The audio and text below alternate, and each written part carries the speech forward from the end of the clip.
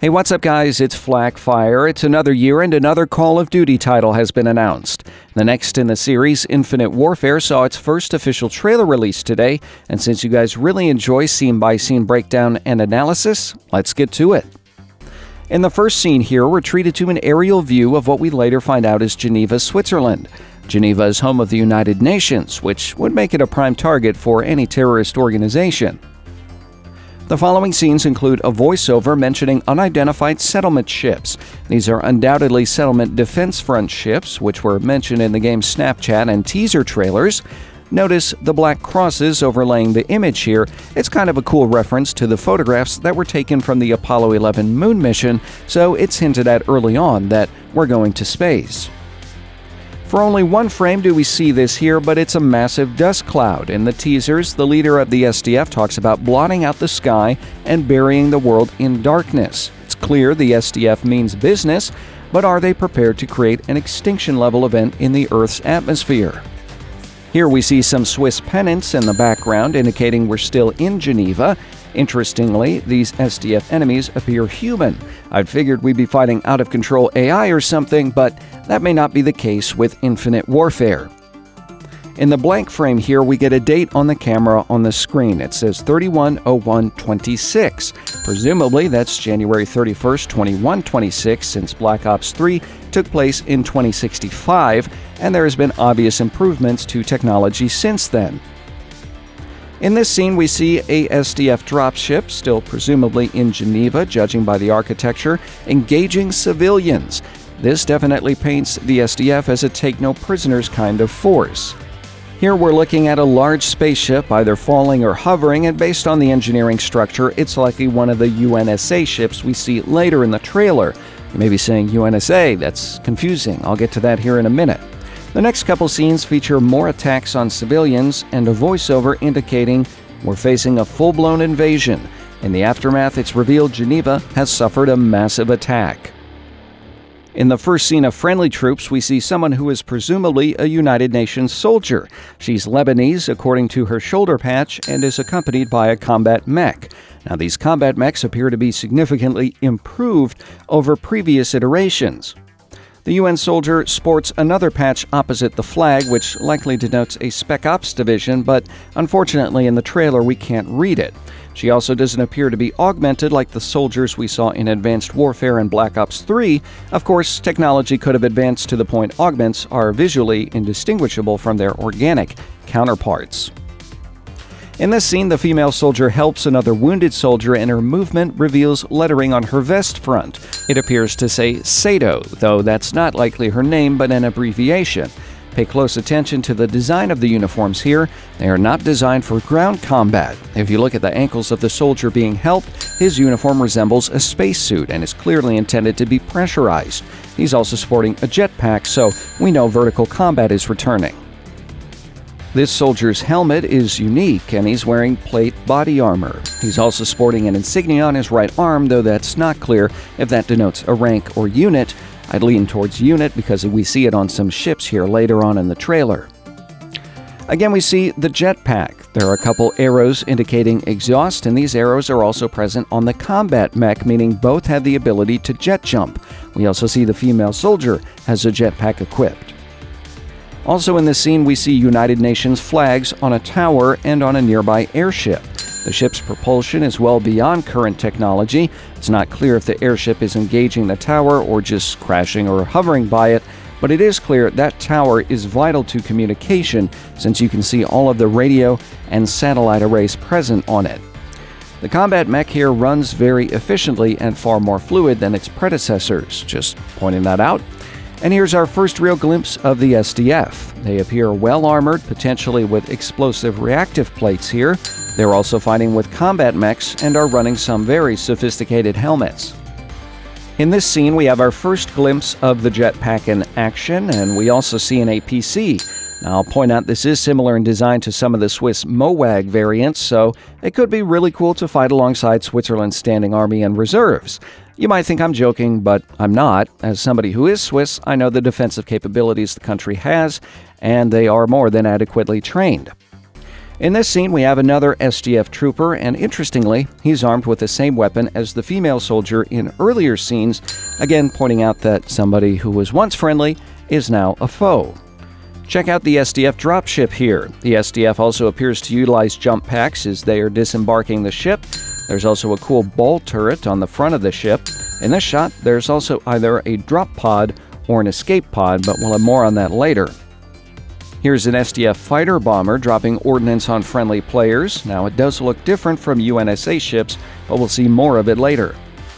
In this shot, more SDF fighters engage friendly troops. They're the red-shouldered troops dropped by the dropship earlier. This one here appears to be firing an energy weapon rather than conventional ordnance. We also get a look at a face here indicating, again, we're not fighting just robots or AI, but actual people. The voiceover features two people discussing the invasion. How could we not have seen this coming? One of them asks. Because he was one of our own, replies another person off screen, so we know a commander went rogue somewhere along the line and is using formerly friendly troops. In this shot, we see the spiritual successor of the F-35 Lightning, including a hover mode. The fighter strafes SDF troops on the ground. Interestingly, it appears to be unmanned as it lands in the following shot and the player embarks. In the left-hand corner here, we see Sato again, and as the player takes off, we see one of the airships off to the left. It features the insignia UNSA, likely meaning United Nations Space Administration or maybe United Nations Space Alliance, something like that. It has large battleship-like turrets on the top, which honestly makes it look really, really cool. It includes a number, 39, and a name, though that is obscured in this shot. I think we do get a decent glimpse at it later on, but that's all we have at this moment. In the shot of the massive ships taking off, we see the ship on the right is significantly different in design to the one we previously saw on the left. Most notably, it has no turrets and appears to be more like a carrier. We do see a name here in UNSA Retribution. Several other ships, including the small fighters, appear capable of spaceflight as they rocket towards the sky. Once spaceflight is achieved, we can see the lettering on the side of the battleship, which appears to say Death Trap. I could be wrong, it's hard to make out, but regardless, if that's the name, not very comforting. In the space-to-space engagements, we see the SDF fighter swing its wings forward, revealing it's the same design as those flown by the UNSA, so another former friendly, now a foe situation. There's also a lot of different designs for spaceships here in the background. Of course, I feel the need to point out that none of this is realistic and planes require air to fly properly, and no amount of surface area is going to help you in space. These fighters would have to move via retro rockets or some other form of zero-G propulsion, but nice touch with the cover of David Bowie's Major Tom, though. Following the explosion porn, we see spacecraft flying very near to what I assume is our sun and a neighboring planet, presumably Mercury. It's impressive that these ships can take that kind of heat, and there's evidence of human structures on this sweltering planet as well. This shot appears to be on Mercury or some other hot planet. There's a drill present, probably for a fuel source. Here we have some people in proper spacesuits, though it's unclear where they are and why they are there. They do appear in distress, however. Based on the architecture, this is likely taking place at the drilling facility that we saw in the previous shot.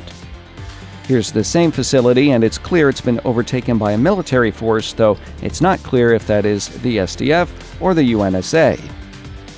This shot appears to be on a different, more terrestrial planet. Perhaps it is Venus or Mars. Either way, large tanks and pipelines indicate some sort of refinement facility.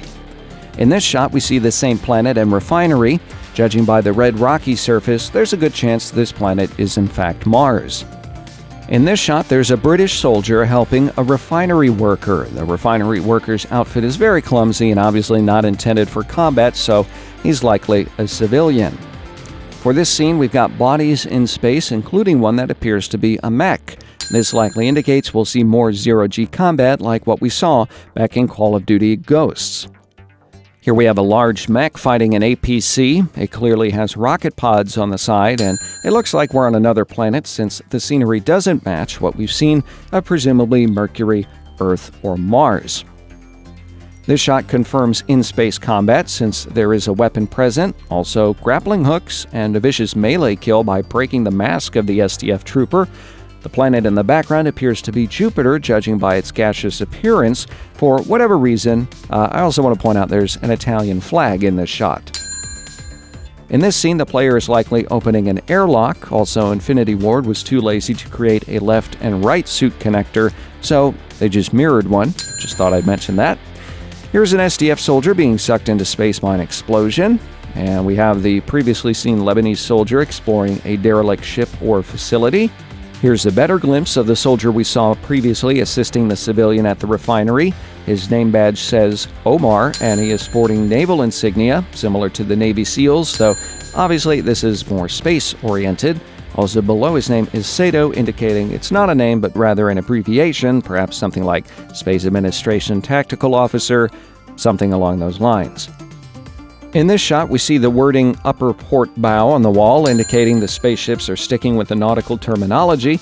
The combat mech appears sentient and has the mind to grab the player and toss them safely into the opening. There is a ship with a spotlight here outside, probably looking for the player, which means we will likely see some stealth-based gameplay in Infinite Warfare. Here's a close-up look at one of the drop pods we saw earlier. It contains a robot similar to the ground assault mechs we saw back in Black Ops 3, so they're either older or more specialized for drop-in assaults. The sign over here says Roux, which is French, the language spoken in the Geneva area of Switzerland, so I'm assuming that's where this shot takes place. In this shot, there's another heavy mech, and it clearly says UNSA on the side, meaning it's likely friendly, and we will be able to pilot one. This scene likely isn't on Earth, but on a hot planet like Mercury or Venus. There's also another refinery in the background. Here we see the Lebanese soldier visiting a memorial. It's unclear what the memorial is for, though she obviously has an emotional connection to the events that led to its construction. We also now know she is a lieutenant commander. This here is a beautiful shot. We have Saturn and her rings clearly visible in the background, yet it's not clear what planet this scene takes place. It could even be a nearby moon. In this scene, a large spaceship and escorts fly over two troops. It's not clear if this is part of an attack or not, but up in the sky, we see Jupiter, meaning the scene could be located on Mars. So, as a whole, what's going on here in the trailer? Well, we know Earth is under attack by a former friendly, likely the one in charge of the Settlement Defense Front. The SDF itself was likely tasked with protecting Earth settlements in the outer reaches of space. So, what conditions could exist that would cause the SDF's commander to deploy its assets against Earth itself? Perhaps they were abandoned. Did they grow apart over the years? Or is it even some kind of American Revolution type scenario? Whatever the reason, it's not just the commander intent on causing the destruction of Earth, it's the entirety of the SDF. The UNSA did not expect one of their own or the entire SDF to turn and attack their home base, so there's little time to react. We'll be taking the fight to the SDF as well, hitting extraterrestrial locations, probably Mars, Mercury, and Venus. There will be space dogfights, heavy mechs, and Star Wars-type space battles. At the moment, that's all we know. I'll do analyses of other Call of Duty trailers as they are released, so subscribe for more. If you like this video, please share it on social media. Facebook, Twitter, doesn't matter. Also, if you want to hang out with me on social media, check out the description box below and follow those links. Thanks for watching.